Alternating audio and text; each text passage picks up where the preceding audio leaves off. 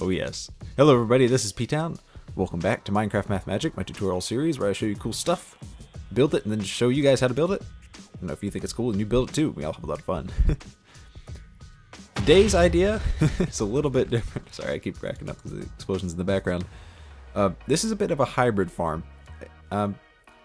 In some of the recent 1.8 snapshots, a couple things changed. First, they've severely nerfed iron golem farms. So a lot of the old designs like the iron foundry and such won't work. And they also changed a couple things with mob AI. For instance, iron golems and creepers now hate each other.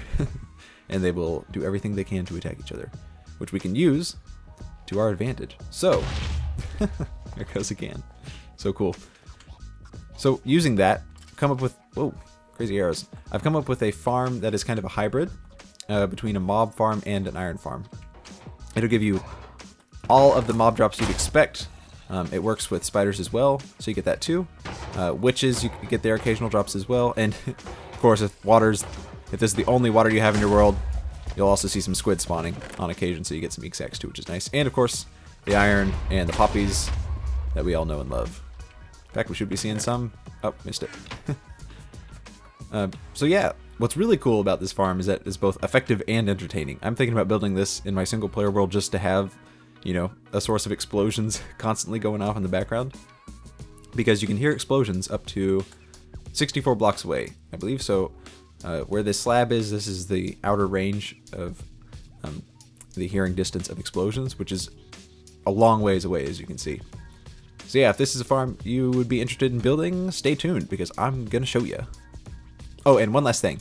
This will not work in 1.7 because in 1.7, iron golems and creepers don't hate each other yet. That only happens in 1.8 and in the current snapshots. Right now I'm running 14 week 34D, which is the newest snapshot. So yeah, just keep that in mind if you decide to build this thing. So here it comes, stay tuned. Tutorial time. Alright everybody, let's get started. The first step is to build the iron golem spawning portion of the farm. So what we're going to do is start by going 10 blocks off the ground. 4, 5, 6, 7, 8, 9, 10. Perfect. Delete the rest of these. Now we need to build a platform of 12 by 12. You can scale this up a little bit or scale this down. But it all has to do with the number of doors. So 12 by 12, well, I think is the best. You'll see why later. 2, 3, 4, 5, 6, 7, 8, 9, 10, 11, 12. And 2, 3, 4, 5, 6, 7, 8, 9, 10, 11, 12. Good. Now I'll just go ahead and fill in the square here. And voila, our first spawning pad is done. Now we're going to go ahead and punch a hole out in the center of this, which is right about here, it looks like. Yep, that's right to me. 5 blocks on that side, 5 blocks that direction. So yeah, 2 by 2 hole in the center. That way the iron golems can fit. And next what we need to do is add walls on all 4 sides of 3 blocks height. So something like this. Yep, just like that. Go ahead and make them 3 blocks high and do all 4 sides. And there are the walls. Nice job. You placed some walls. Next, we're going to add a little bit of a pouch for the villagers over here. It's going to look something like this. Yeah, and I'll just glass it up. I don't know. Now, you're going to have to figure out some sort of way to get the villagers into this little hole if you're in survival. For me, I've got these handy-dandy spawn eggs, so I'm just going to stick like 14 of these guys in here. Sorry guys, it took a little bit of suffocation damage, but they're alright. And now, what we're going to do is add doors on all sides of these walls that we've just built on top of them. So just go along, place your doors like this on all sides. And there are the doors, 36 in total, which is more than enough for the 10 villagers we need to get iron golems to start spawning. The next thing we're going to do, oh, and I should also add, before I go on, that it does not matter which side the doors are placed on, just so long as they're placed on these blocks. So yeah, next we're going to add another spawning pad for the iron golems at door level. So right up here on this upper half of the door, go ahead and build another 12 by 12 platform like we built down here in the bottom with a hole in the center. So I'm going to go ahead and do that now. There's our second spawning platform, and as you can see, we've already got our first spawn. But we don't need them yet, so get out of here, buddy. Alright. Next, we're going to add another layer, 3 blocks high, of a wall around this edge here. So just along the top of the door, go ahead and build another wall 3 blocks high, all along all 4 sides. Nice walls. Alright, that completes the iron golem spawning portion of this hybrid farm. Next we're going to start working on the hostile mob segment. So what we're going to do is go on top of these walls and build 5 blocks in. Oops, that was 6. 1, 2, 3, 4, 5. Do that on all 4 sides so that they meet right here in the middle with a 2x2 hole in the center, just like the spawning pads for the iron golems below. Alright, this is what it should look like once you've got it in. 2x2 hole that lines up perfectly with the center. Next we're going to start building the spawning pads for the hostile mobs. Start by building 2 blocks up and then, yeah, a wall 2x2 like that. And then on the top, just fill it in to make a 5x5 spawning pad. Now the reason we're building these little walls here is because we're going to be putting water on top of this andesite that's going to push the mobs down the hole in the middle. So go ahead and build identical pads on all 4 corners here. And there are our 4 hostile mob spawning pads here on our very first layer. This is the most complicated layer. The next layers are going to be easy, and you can do as many of them as you want. So first thing we're going to do is build up our andesite wall a little bit. Needs to be exactly 3 blocks above these pads, because then we're going to start on our next layer of pads. So you have a 2 block space between each pad. So go ahead and build yourself another 5x5 pad in all 4 corners, directly on top of the first 5 pads we built on the layer below. Alright, there's layer 2 of our hostile mob spawning spaces. You'll notice that it's completely open at the moment right now, so we can go ahead and start adding some walls just along these edges. Just like this. And you can do that for every layer of spawning pads that you add. Alright, that's what it looks like once all the walls are up along your spawning pads here for the hostile mobs. I'm going to go ahead and add one more layer just so you can see what it looks like, but basically what you do is you just copy the pattern we had here, just go up 2 more blocks and build another 5x5 pad directly over the pad below for every layer you would like to add.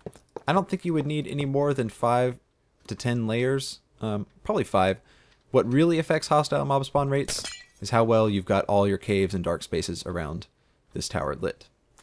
So I'm going to go ahead and build one more layer just to show you what it looks like, and I'll be right back.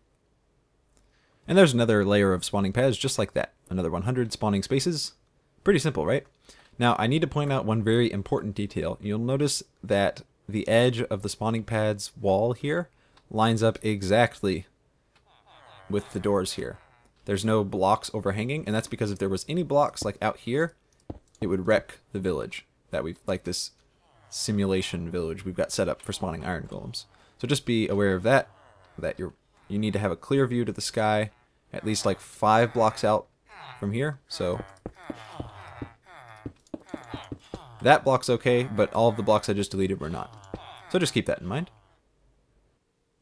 Next, what we need to do is come down underneath the farm to build a collection point for all of the mobs and iron golems that we'll be processing via creeper. So what I'm going to do is build some columns here, 3 blocks in from the corner. See, 1, 2, 3, and same here. This gives us a collection area of 1, 2, 3, 4, 5, 6, 7, 8 by 8. And we want it that big for a reason I'll explain in just a second. So what we're going to do is complete all of our columns. There we go. And just glass up all the sides. You don't have to use glass. I mean, you don't have to use any of the blocks I've chosen to use at any point in this tutorial, except for like the solid blocks that we place the doors on and stuff like that. But I just like to use glass for this sort of thing to be able to see what's going on the inside, because it's it's kind of funny to watch. Alright, our collection area is enclosed on all sides with glass now. Again, that's not totally necessary, but it adds to the fun. Next, we're going to bust out the hoppers and create a hopper chain for a chest we're going to stick, I don't know, here. It doesn't have to be here. And if you want to go crazy with like whatever sort of processing system you like to use, like a sorting system, whatever suits your fancy, be my guest. But for me, I'm just going to add some hoppers in a chain along the edge here. And it's important that I have hoppers here on the edges because of the way we're going to do the water, the way we have to do the water, I should say, will kind of necessitate that there are hoppers on the edge because we'll have some dead spaces here. Cool, so now that we've got our collection area built, and all our mob spawning spaces built above for the iron golems and hostile mobs, there's only one last thing we need to do to get this thing running, and that is to put in all the water streams. They can be a little bit complicated, so I'm going to try to be very clear with what I'm doing. First, we're going to go one corner out, one corner in, I should say, actually. Yeah, one corner in from there. Put a block there. It doesn't have to be glass, but yeah, it's just a temporary block. Then we're going to put water streams in all four corners. Like this. Okay, and then to cover all of the glass walls with water to prevent creepers from damaging anything. Because creepers, when they explode in water, don't break blocks, but if they're not in water, they will. We're going to go ahead and update these streams so they flow out one block, like this. Just like that. So go ahead and do that for all four water streams. There we go. Alright, and once that's done, you can go ahead and delete these four temporary blocks. Next, we're going to come up and do the water streams for the iron golems. Oh, we got another guy. Hey guy. It's also fairly similar to this. Just put one water stream in each corner, but one block up from the ground, like that. I'm going to do that for all four corners real quick.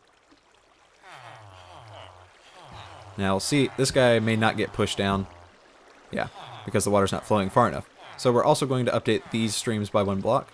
So go from the edge one block out, or one block in, I guess. And do that on both sides. And you'll see that updates the stream. Yeah, perfectly, so he falls down. We're going to do that for all four sides. Just like that. And you see there are no dead spaces in the water. And it all flows neatly into the center. We're going to do the same thing up here. Put it all in all four corners. And give a little bit of an update. To get the flows nice and perfect.